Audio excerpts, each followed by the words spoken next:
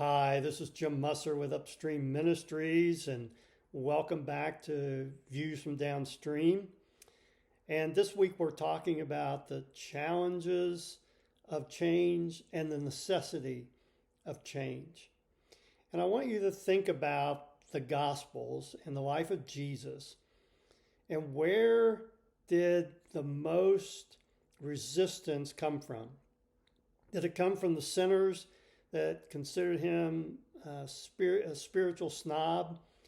No, it came from the religious leaders, the Pharisees, the Sadducees, the teachers of the law, who were threatened by the fact that Jesus was challenging their long established traditions, their religious system that they had worked on and their ancestors had worked on and tweaked for centuries.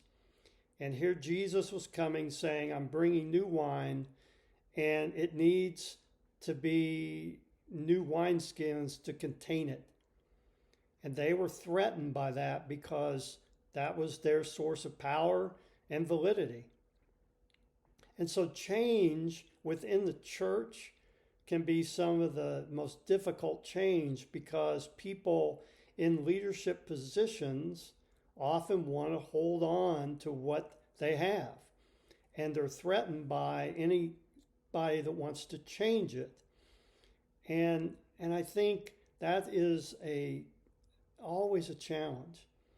But as I spoke on Monday, the reality is that there needs to be change. The church is failing its mission to make disciples.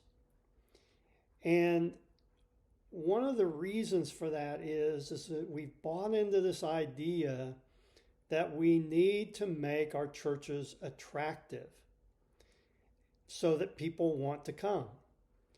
And so that has been the case for decades, if not even more than a century.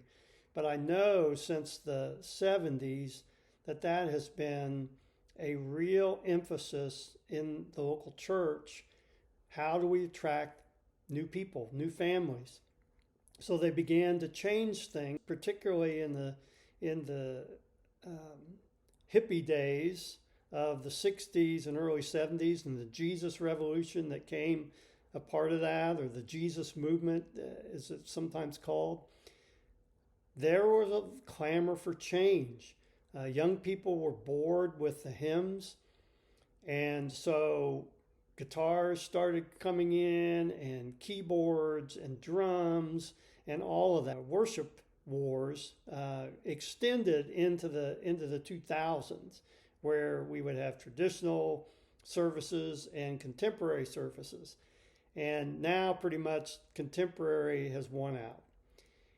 But it's all about what's going to attract people. I remember talking to a pastor who was showing me around his newly renovated church. And he took me into the auditorium, or sanctuary, if you want to call it that. And he showed me there was a huge stage and huge screens and lighting, and the seats were all brand new, no more pews, all brand new seats. And he said, this is how we're trying to reach the next generation. And I thought to myself, what about attracting people to Jesus rather than all of these other things that are on the periphery? And I think that that's one of the things that the church has become more of a consumer-minded institution, much like a business that's trying to sell things. They consumer test a lot of things. And it's no coincidence that worship bands have become almost across the board in churches, and coffee shops and bookstores in some of the larger churches. All these things have been tested and seen as successful, and so other churches want to replicate those things.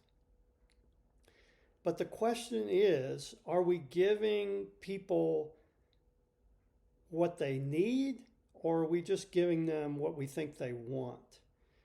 And I think sometimes the answer is you can do both. but oftentimes we're just giving people what they want because we know that there's little church discipline anymore. And so if they leave the church because they don't like something, they're not going to be corrected or challenged by another church. In fact, probably that question will never even be asked.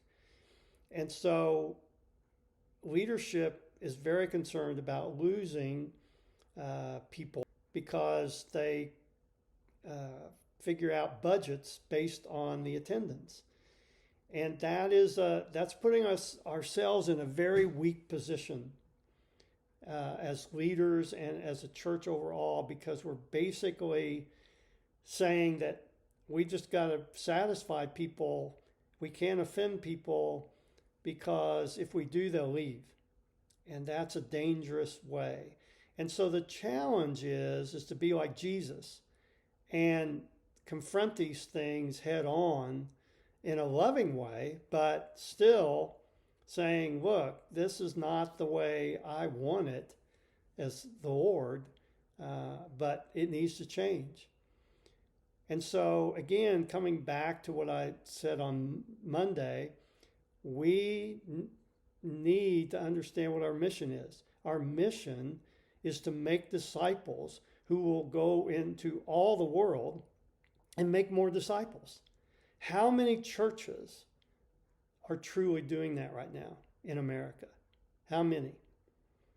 I doubt if you can find many. You can generalize and broaden the definition of disciples, but a disciple is not one who just comes to church on Sunday morning and then goes home and lives a moral life. That is not a disciple.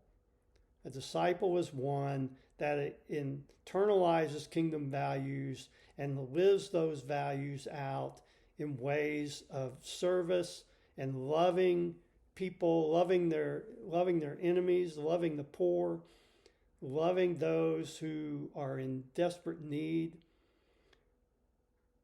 loving people into the kingdom. And it's not just a passive lifestyle.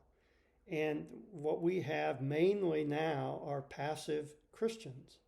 They may be very busy in terms of being involved in some things in the church, but they're not really busy in the work of the kingdom.